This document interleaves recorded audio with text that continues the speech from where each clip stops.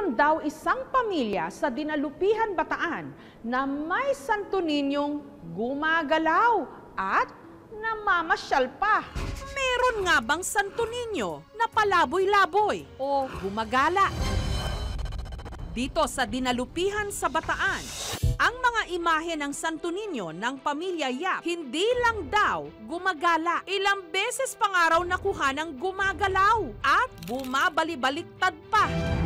Nito lang daw Agosto, nagsimula ang mga kakaibang pangyayari sa tirahan ni na Ronald habang sila'y kumakain. Tinataas niya po yung kamay niya po. Pero pag nalilingat lang po kami, nagbabago po yung posisyon niya po. Kinabukasan naman po yung gray po namin ng Santo Niño. Pagising po namin, nagbumaligtad po siya. Hindi po namin ginalaw kasi po natatakot po kami na hindi po namin alam kung ano po yung nagpapagalaw po doon.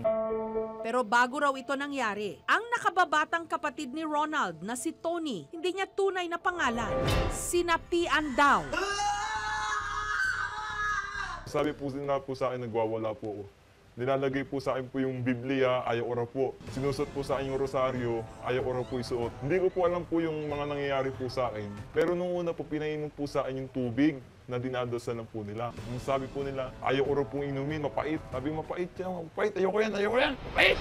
Ang paniniwala nila, ang nagpapagalaw di mano sa mga imahen, mga elemento. Nananaginip po ako. Lagi po sila po nagpapaita po sa akin na nagsasalita po sila at gumagalaw.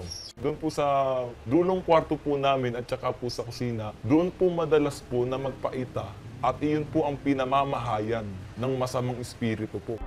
Nung minsan daw nawala ang kanilang Santo Niño de la Providencia, bumalik ito na may kasamang dalawa pang mga imahen, ang Santo Niñong Gala at ang Divino Niño o Santo Niño de Bogota. Nagulat po kami, hindi po sa amin yun. Hindi po namin alam kung paano po nakapasok kasi po nakapadlock na po yung gate po namin. Ako po'y magdarasal, nakita ko po yung Santo Niño, wala po yung dalawa. Narinig po namin na may nakabukas pong gripo. Kaya po, nung pagpunta po namin po doon, nakita po namin po na nandun po yung Santo Niño.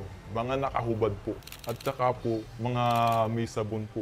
Naliligo po sila. Ano yung ginawa niyo? Pinicturean po namin po. May kakaiba pa raw itong kakayahan. Bigla niya pong tinaas po kami niya. Umulan po. Nung pagkataas po ng kami niya po, binaba niya na po. Huminto na po ulan. Dahil sa takot, Nilagay po namin po sa dalawang sao po. Tinalian po namin po ng alambre, inikot po namin, tsaka po tali. Tapos pinakuhan po namin, nilagyan po namin po ng bangko para hindi po makaalis. pero ang isa raw sa mga ito nawala. Habang naghihiwa po ako ng sibuyas, saka po ng bawang, pagtingin ko po dun sa may sabitan po namin ng kaldero, makikita ko po ngayon yung Santo Niño, nakalutang po siya. Tapos nagsisigaw na po ako nun. Anak! Lili, tingnan mo! Yung Santo Niño, lumulutang!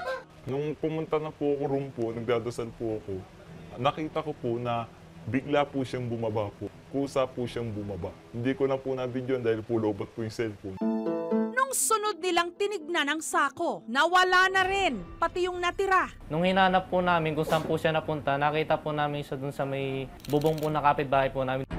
At hindi pa raw doon natapos ang mga kakatwang pangyayari. Pagka-uwi ko rin po sa trabaho ko po, mga alauna po ng madaling araw, may nakita ko po sa hagdanan po yung Santo Niño po namin maliit. Nagulat po ako dahil nakapadlock po yung gate namin. Nung nakita po namin, nandun po siya sa may pinakatuktok po ng building. Ayun po ang pinagtaka namin dahil napakataas po nun at saka wala rin po dadaanan dun. Eh sa isip-isip ko po na baka po ibang elemento, ibang masamang spirito po yung gumawa po nun. Hiniling ko po na pumunta po siya sa simbahan at doon rin po namin siya kukunin. Tinry po namin pumunta po sa simbahan po ngayon. Nagtanong po kami doon sa may katiwala po sa simbahan niyo. Tinanong po namin kung meron po siya nakitang Santo Niño po. Nakita niya daw po sa may tabi daw po ng Santo ni San Pedro. Kung doon po naging panatag yung loob ko na mabait nga po yung nagpapagalaw po noon.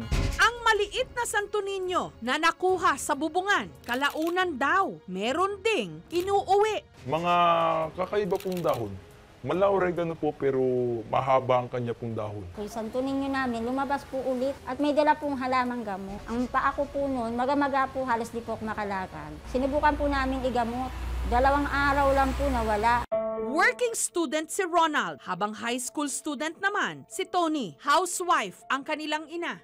Nakakaraos naman daw sila kahit ang tanging pinagkukuhanan nila ng kabuhayan ang pinapaupahan nilang bahay at ang kita ni Ronald. Ang ama kasi ng pamilya Yap, 3 taon nang nakakulong kaya 3 taon ding nangungulila sa ama ang magkakapatid. Ang pinakaidinadalangin nga raw nila kay Santo Niño, sana muli nila itong makapiling. Nahimala naman daw na dininig ng Diyos na natupad nito lang Huwebes. Nakalaya at nakauwi na ang kanilang ama. Masarap sa feeling sa pakiramdam na kasama ko yung pamilya ko ngayon. Sa loob ng 3 taon, muli kami magkakasama. Ang mga imahen ng pamilya Yap, pagmamay-ari raw ng kanilang Lola Bining na deboto rin ng Santo Niño. Meron kaming kapitbahay doon sa Nabotas na namatay. Naglinis sila ng bahay. Lahat ng mga santo nila, mga rebulto, ipinamigay.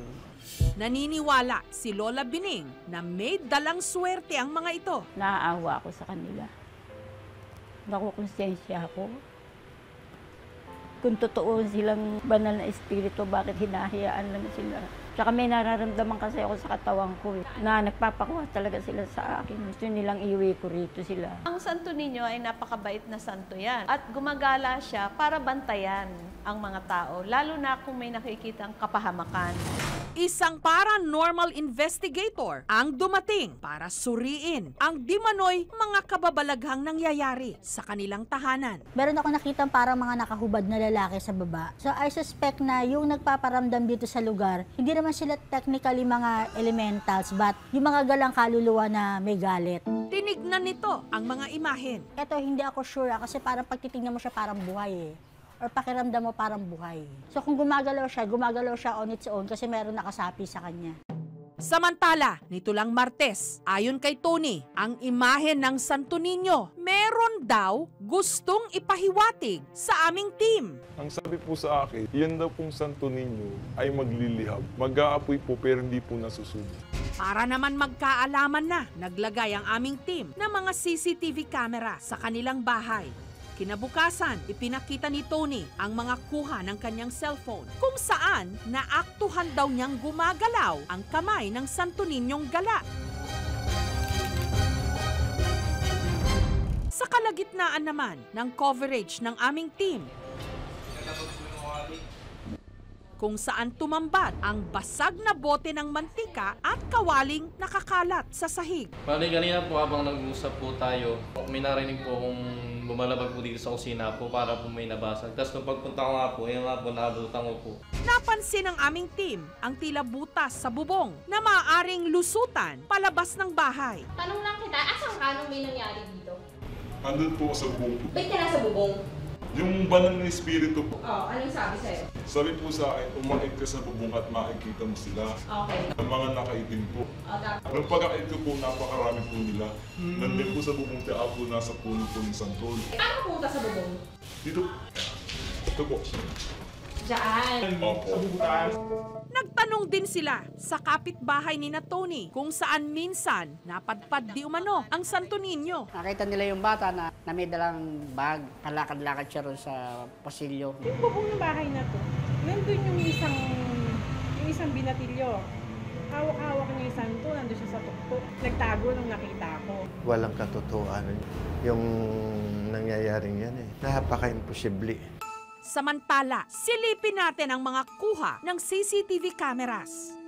Si Tony mismo nasa altar, kinukunan ang mga imahe ng Santo Niño. Maya-maya pa, tumigil siya sa tapat ng Santo Niñong gala. Kitang-kitang siya ang gumalaw sa tungkod ng imahe. Pero nung tanungin siya tungkol dito, Po, humihingi po ko ng pasensya po sa mga nagawa ko. Inaamin ko na ako po umigawa. Tulad po ng pagbalibag po sa kusina, yun nakunin niyo po sa CCTV. Bakit mo yun nagawa? Hinihintay ko po siya sa pong maghiwaga. Hindi po siya naghihiwaga. Nabigla ako doon kasi sa ginagawa niya. Ngayon ko lang nalaman yun. Walang physical evidence na pwedeng magsabi na pwedeng nag-teleport siya sa isang place, papunta sa isang place. Kaya by science, imposible yun. Hindi yun pwedeng mangyari. Either may physical talaga na nagdala mula doon sa pinanggalingan, papunta doon sa pinuntahan.